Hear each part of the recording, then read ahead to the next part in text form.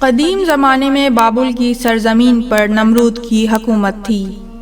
چونکہ نمرود بت پرست تھا، اس لیے اس نے ان بتوں کو رکھنے کے لیے ایک شاندار مندر بنانے کا حکم دیا۔ شہر کے تمام لوگ بت پرست تھے اور ہر ایک جو بت خریدتا یا بناتا ان کی پوجا کرتا۔ اس شہر میں ابراہیم نامی ایک نوجوان بھی رہتا تھا۔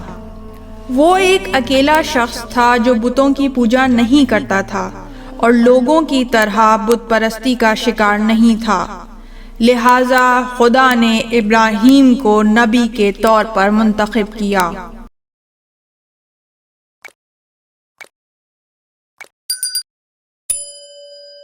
ابراہیم علیہ السلام اپنے چچا آزر کے ساتھ رہتے تھے۔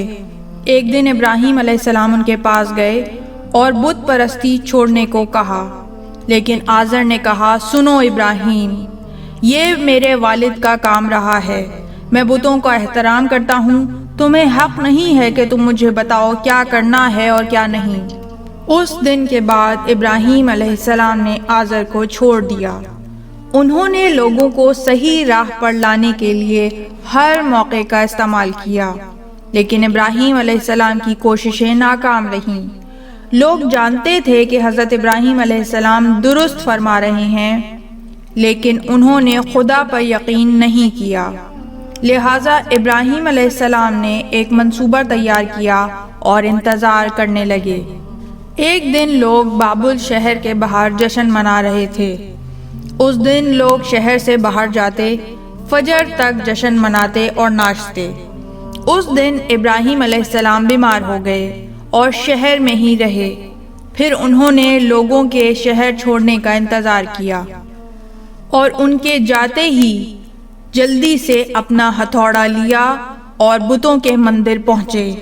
بتوں کو ایک کے بعد ایک تباہ کر کے زمین پر پھینکا، مگر صرف ایک عظیم بت کو سلامت چھوڑ دیا۔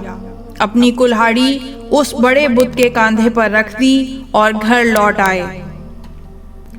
فجر کے قریب لوگ شہر واپس آئے اور سیدھے مندر گئے۔ اچانک انہوں نے دیکھا کہ عظیم بت کے علاوہ سارے بت ٹوٹے اور بکھرے ہوئے ہیں۔ شہر کے لوگ سمجھ گئے کہ کیا ہوا ہے۔ وہ خوفزدہ ہوئے اور نمرود کے قلعے کے سامنے جمع ہو گئے۔ نمرود جو ناراض تھا اپنے محل کی بلندی پر آیا اور چلایا، جو کوئی یہ کہے کہ وہ ہمارے بتوں کو توڑ دے گا اسے سبق سکھایا جائے گا۔ اس لمحے مجمع میں موجود لوگوں میں سے ایک آدمی بولا، ابراہیم کے سوا شہر میں کوئی نہیں تھا، اس نے کہا کہ وہ بیمار ہے اور شہر میں ہی رہے گا۔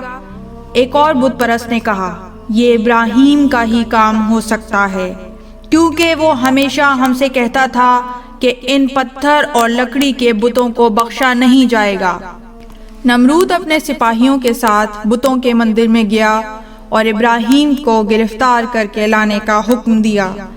جب ابراہیم علیہ السلام کو اس کے پاس لایا گیا، نمرود نے ان سے پوچھا، تو ابراہیم، ہمارے پاس اس بات کا ثبوت ہے کہ تم شہر میں ہی تھے اور تم نے ہمارے بتوں کے بارے میں کچھ کہا تھا، تم نے ہمارے بتوں کو کیوں توڑا؟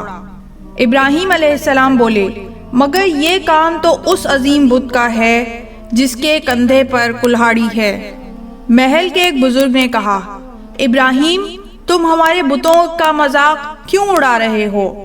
تم جانتے ہو کہ بت نہ تو بول سکتے ہیں اور نہ ہی حرکت کر سکتے ہیں، پھر بھلا یہ عظیم بت دوسرے بتوں کو کیسے توڑ سکتا ہے؟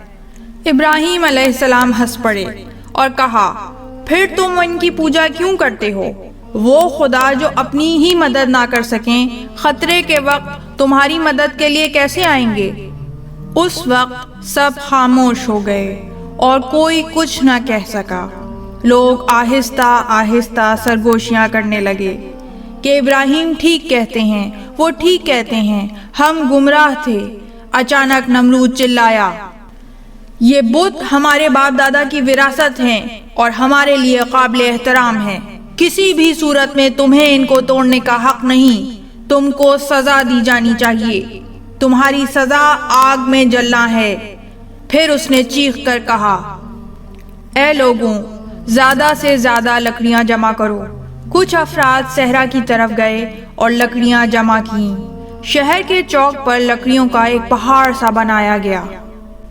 شہر کے بزرگ یہ کہتے ہوئے نمرود کے پاس گئے، اے بادشاہ، کسی کو بھی لکڑیاں جمع کرنے کا حکم نہ دیں، کیونکہ اگر ہم لکڑیاں جلاتے ہیں تو شہر جل سکتا ہے۔ آگ کی تپش اتنی زیادہ ہوگی کہ کوئی بھی اس کے پاس نہیں جا سکتا۔ نمرود نے کہا، ٹھیک ہے، پھر ہمیں کیا کرنا چاہیے؟ تمام بزرگ خاموش تھے، وہ نہیں جانتے تھے کہ کیا کہنا چاہیے۔ نمرود نے کہا، جاؤ اور کوئی حل تلاش کرو۔ اور پھر ایک حل تلاش کر لیا گیا۔ نمرود نے لکڑی کے تختے، لوہے کی کیلیں، چمڑے کی رسیاں، کلہاڑی اور وہ سب کچھ جو اسے درکار تھا لانے کا حکم دیا۔ بہت سے بڑھئی، لوہار اور مزدوروں نے مل کر دن رات کام کیا اور ایک زبردست منجنیق تیار کر لی۔ پھر وہ ابراہیم علیہ السلام کو لے کر آئے، انہیں اس منجنیق پر لٹایا۔ کچھ مضبوط افراد نے منجنیق کی رسی کھینچنا شروع کی اور نمرود کے حکم سے انہیں آگ میں پھینک دیا گیا۔ ابراہیم علیہ السلام آگ کے شعلوں کے درمیان جا گرے۔ لوگ دہشت میں خاموش تھے، لیکن نمرود اور شیطان کے قہقہوں سے وہ خوش ہوئے۔ نمرود چیخ اٹھا، سب خاموش رہیں، میں ابراہیم کی چیخیں سننا چاہتا ہوں۔ سب خاموش تھے۔ اچانک انہوں نے دیکھا کہ آگ کم ہو گئی ہے اور اس کے شعلے رنگین پھولوں میں تبدیل ہو گئے ہیں۔ ایک لمحے بعد لوگوں نے دیکھا کہ ابراہیم علیہ السلام پھولوں کے درمیان ہیں۔ تمام لوگوں کے چہرے پریشان اور حیرت زدہ تھے۔ نمرود کے جس کو پسینہ آ رہا تھا اور خوف سے کانپ رہا تھا، اچانک چیخا، جو کوئی خدا کا انتخاب کرنا چاہتا ہے اسے ابراہیم علیہ السلام کے خدا جیسے خدا کا انتخاب کرنا چاہیے۔ اس دن نمرود کی طرح زیادہ تر لوگ خدائے عظیم پر ایمان لے آئے، لیکن نمرود کے قریبی لوگ اس کے پاس آئے اور کہا، اگر آپ اس خدا پر ایمان لے آئے تو آپ اپنا شاہی تخت گنوا بیٹھیں گے، لہٰذا ہمارے ایمان پر واپس آ جائیں۔ نمرود اور اس کے ساتھیوں نے ابراہیم علیہ السلام اور ان کے ساتھیوں کے ساتھ بدسلوکی کی اور ابراہیم علیہ السلام لوگوں کی رہنمائی کے لیے شہر سے دور ایک دوسرے شہر کی طرف چلے گئے۔ اس طرح کی مزید تحقیقی، علمی اور تاریخی ویڈیوز دیکھنے کے لیے چینل کو سبسکرائب کیجیے اور بیل آئیکن پہ کلک کیجیے۔ ویڈیو کو لائک کریں اور کامنٹس کے ذریعے بتائیے کہ آپ کو ویڈیو کیسی لگی۔ اگلی ویڈیو تک کے لیے خدا نگہدار۔